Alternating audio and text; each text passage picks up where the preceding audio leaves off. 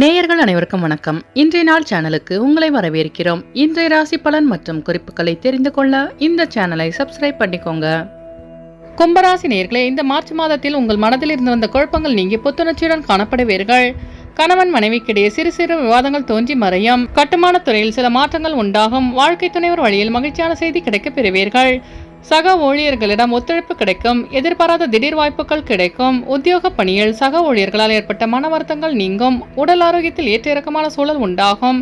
மனதில் திடீர் குழப்பங்கள் ஏற்படும்.